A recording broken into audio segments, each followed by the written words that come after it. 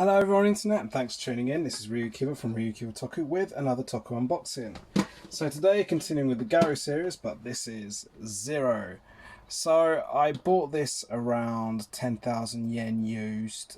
And that was pretty much a decent deal I guess, whereas like new you're looking well over 15,000 yen. So looking at the box, you got your typical Shinkoccou Seihou splash on the front. Appearance of the figure, it's a bit of a grainy photo. I mean, looking at what's written, it was 2005 Project Garo, but the figure itself, Bandai Spirits 2018, made in China. I'm assuming that's the Garo logo.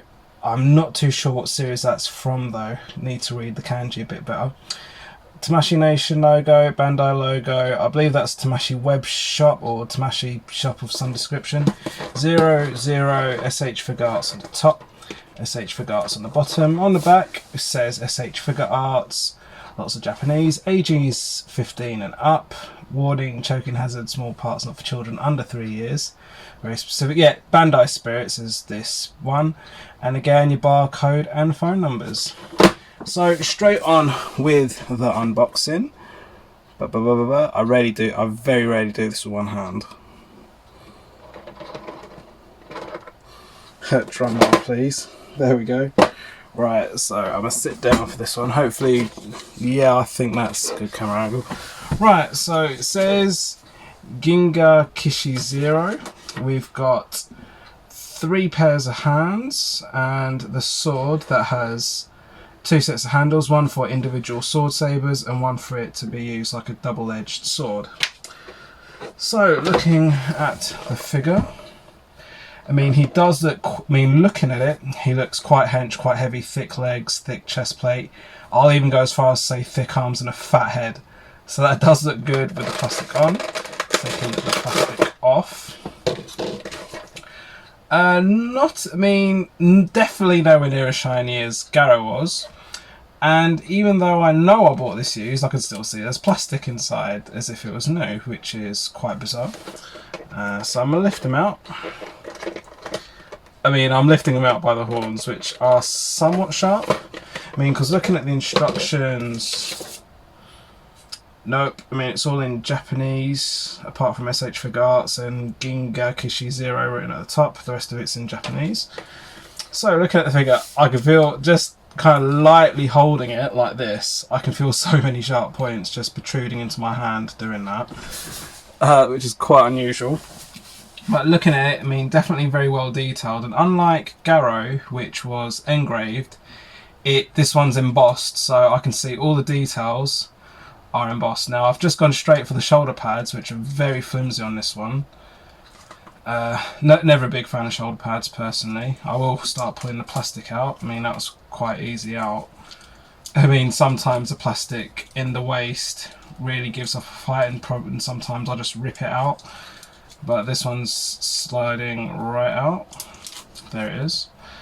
The belt is absolutely massive, and it's a bit low down on his waist, a bit of a low riding belt there.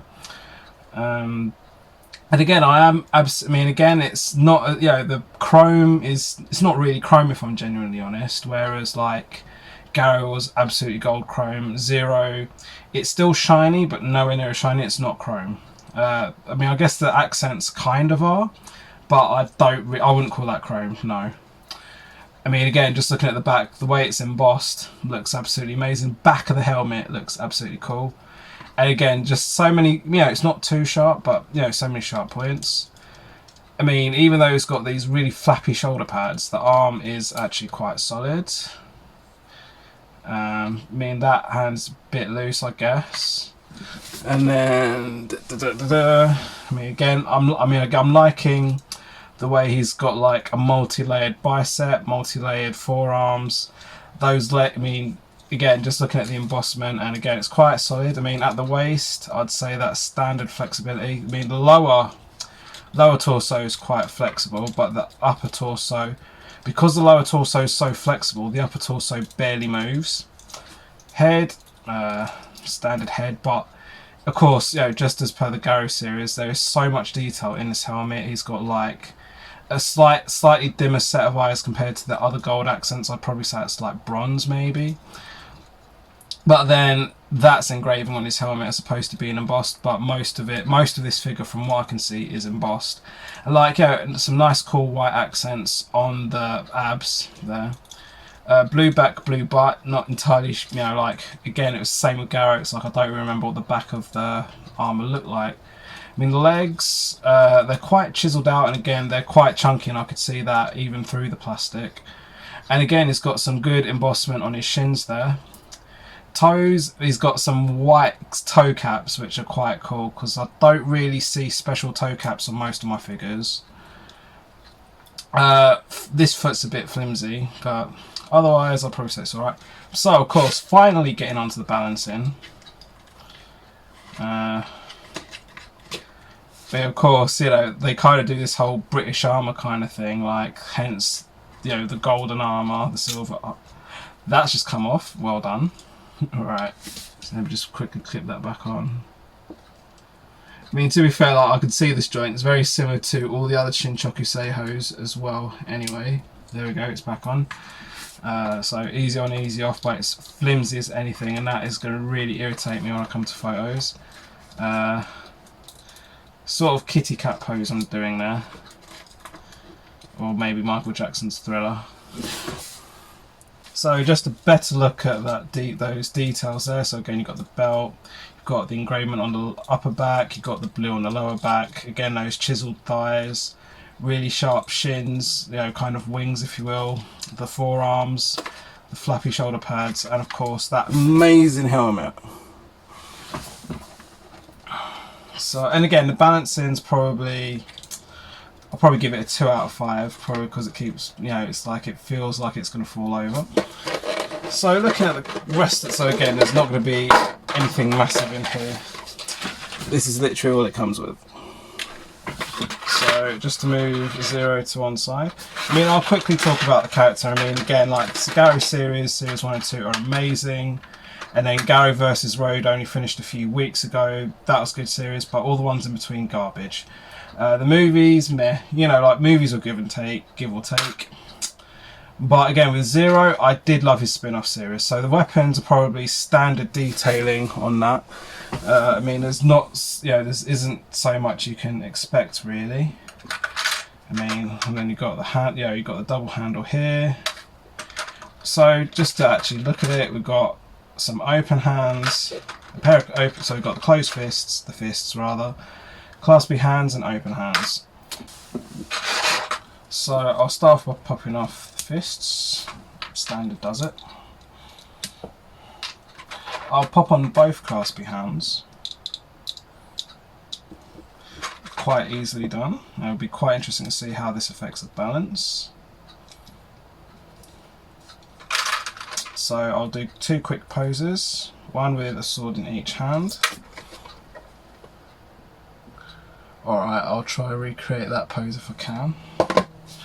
Right. Oh, the handles come off. Right, so the handles do come off because you've got the singles and the doubles. Right. Might be better, right, so if I do it like this, so I've taken the handle out, put the handle into the claspy hand. So I'll do that with both. That pose does look quite cool on the back of the box. Right. Then... Right, so he's got both swords in hand. Now I've just got to think of a pose.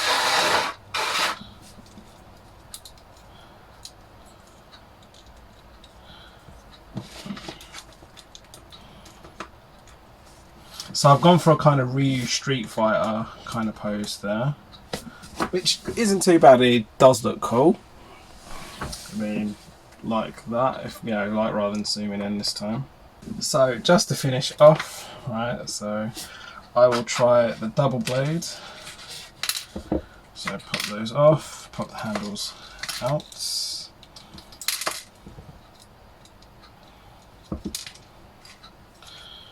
Try work out a pose.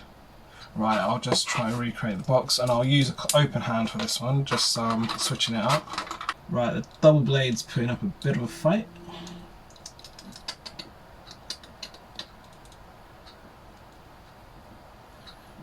Right, so that's roughly how it's going to end.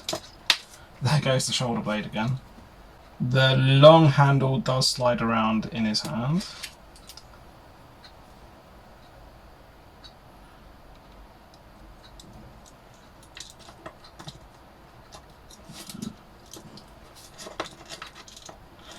I mean, this is really testing the flexibility of the thighs, which, admittedly, because he's got these big balls on the side of his waist, they're not the most flexible, admittedly. So this is really testing him, but it's not. I mean, so flexibility is not that great on the upper thighs, but at least he is well balanced and is definitely very photogenic, in my opinion.